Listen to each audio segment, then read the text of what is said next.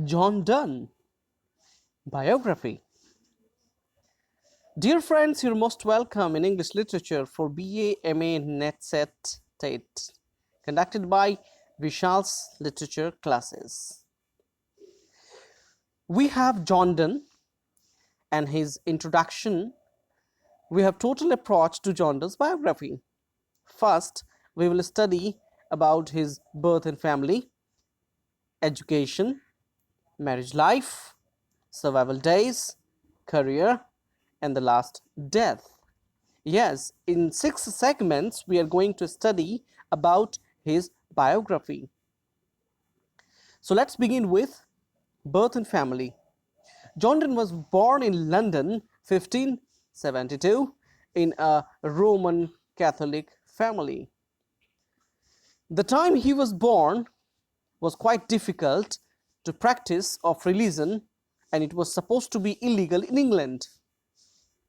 And the most interesting thing is John Donne's father's name was John Donne's alike. When John Donne was 4, his father died. Because of the death of his father, all the responsibilities of his family shifted on the shoulder of Elizabeth Heywood. Elizabeth Heywood was his mother. If we go in the background of Elizabeth Heywood, we could see that she has a royal connection with some great personalities. We have 3 persons here: John Heywood, Thomas More, Jasper Heywood. Yes, we need to remember 3 names: John Heywood, Thomas More, and Jasper Heywood. So let's switch to John Heywood. He was a devout Catholic. He had served as a royal servant to both the Catholic and Protestant regimes of Henry VIII, Edward VI, Mary I, and Elizabeth I.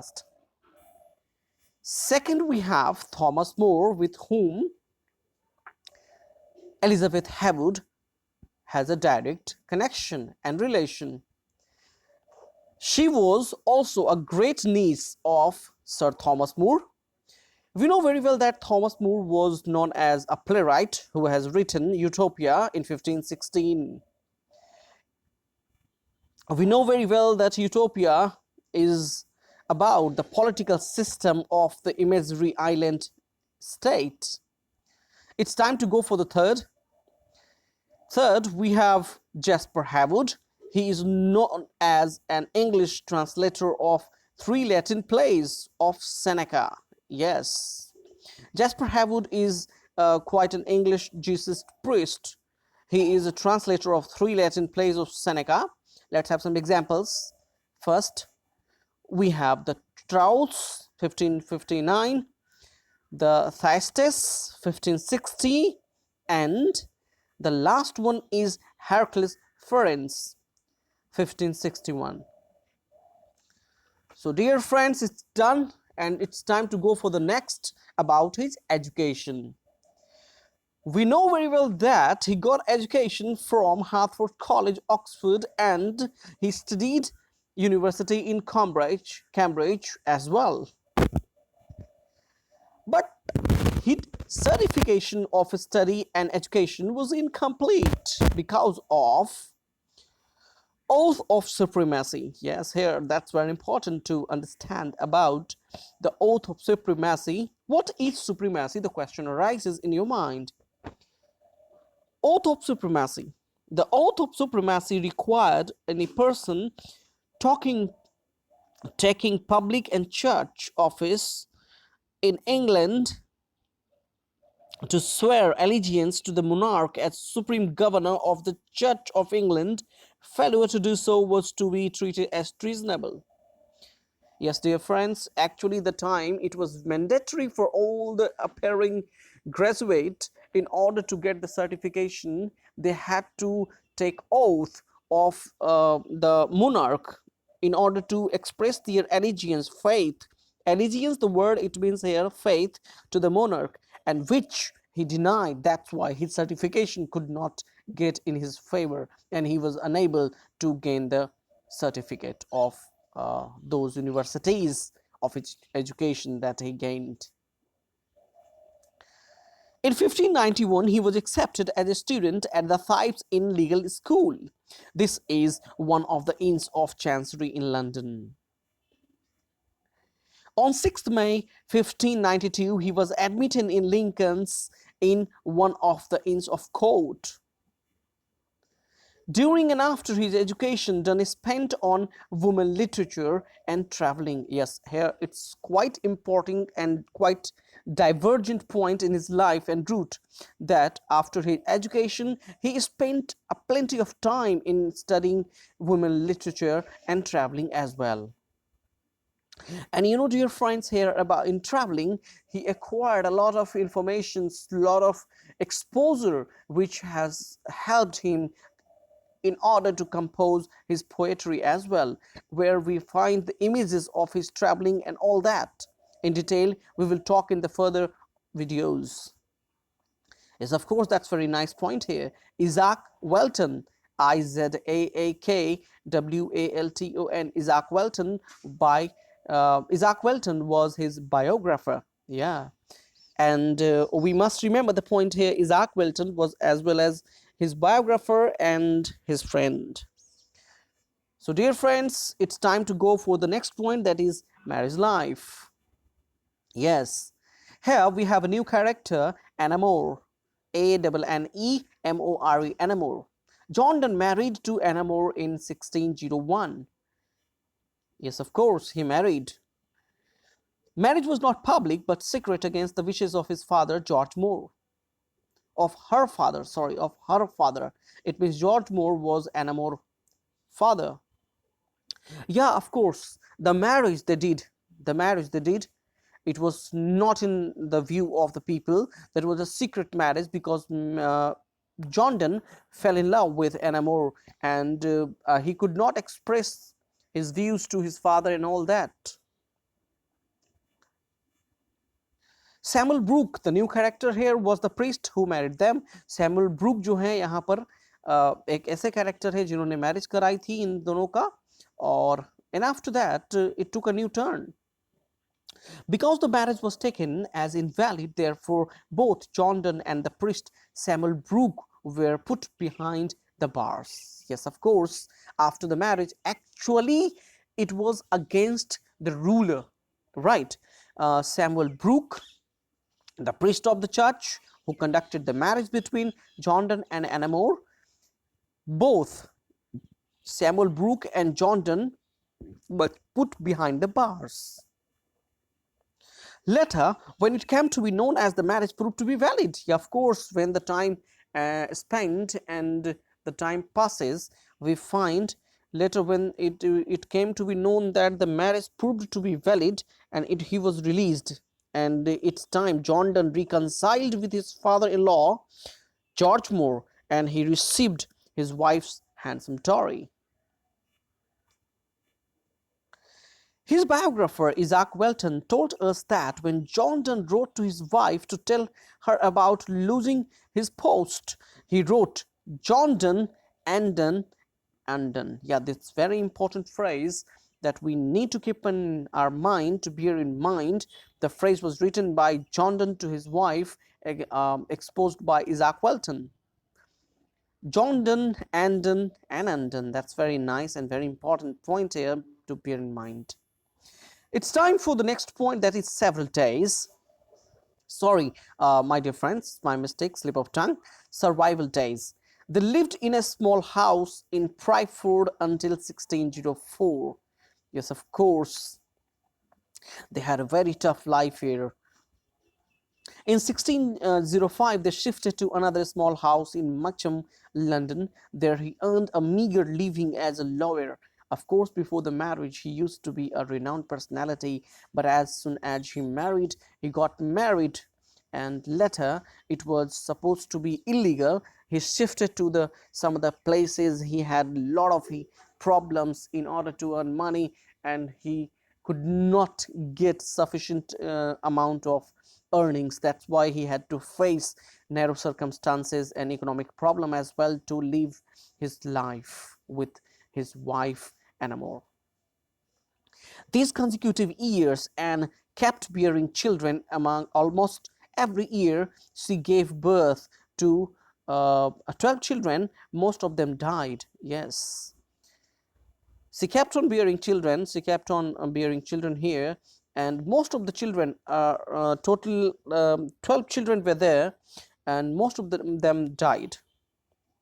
Don noted that the death of a child would mean a mouth fewer to feed, but he could not afford the burial expenses.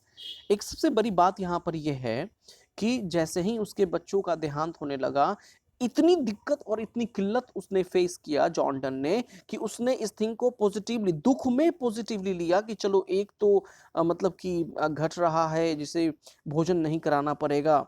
मतलब the problem is that he had suffered to to the great extent where the death of a child, which is impossible supposed to be in the world by a father, that he took it positively, that he was unable to feed them, right? It's quite tragic.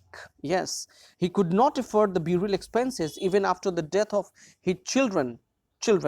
He was unable to pay the burial expenses in graveyard and somewhere other places. Once he decided to commit suicide because of his pathetic circumstances during the time. Such situation led him to write Bathonauts, notes, which remained unpublished. Yes, of course. This point is quite revealing here in the survival days. John Donne, it's quite surprising, it's quite not easy noticeable that John Donne decided to commit suicide. It's a very viewpoint, a very nice point to remember. John Donne decided to commit suicide because of the pathetic circumstances. दयनीय स्थिति होने के कारण वह आत्महत्या करने के बारे में सोचा. During the time, such situation led him to write Biography, which remained unpublished.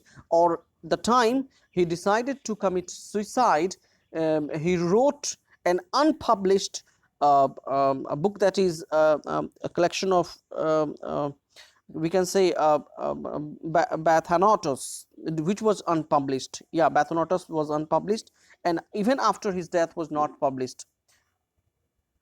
His wife Anna More died on 15th August 1617, and John Donne mourned her death in 17th Holy Sonnet. Yes, of course, we must remember the point. It's very important for all of us preparing for the all examinations. When John Donne's wife on 15th August 1617 died, John Donne mourned. He expressed his condolence, he expressed his sorrow on his on her death in a book, in a sonnet, 17th Holy Sonnet, the name of. About his career, when we talk about, John Donne was elected as the MP for the constituency of Barclay. This was not paid position. It means when he was elected as MP for constitutions Barclay, he was not getting any salary and all. When Elizabeth first died in 1603, James IV of Scotland as King James of England succeeded to the throne. Yes, the point is, when Elizabeth first died in 1603, James IV of Scotland, because that was the time he shifted in England from Scotland to England, and James IV, when he was appointed, he was supposed to be the first here in England. James first, King James first of England. Next, for Morton, yes, this point is also very important. For Morton, in 1600 to 11, John Donne wrote two anti-Catholic polemics. Polemics, it means we need to keep in mind that the statement, the text that we write in order to criticize and some other people, person, and ideas. The first one is pseudo-martyr. Second one is Ignatius, his conclave, and two more anniversaries he wrote. An Anatomy of the World, of the Progress of the Soul. In 1614, again in the adult parliament, John Donne sat as an MP. Yes, of course, after Berkeley, after the constituency of Berkeley, we see in 1614 again he sat as an MP, Minister of Parliament, in the adult parliament. Yes. A sudden shock came for John Donne when his daughter Lucy died at 18.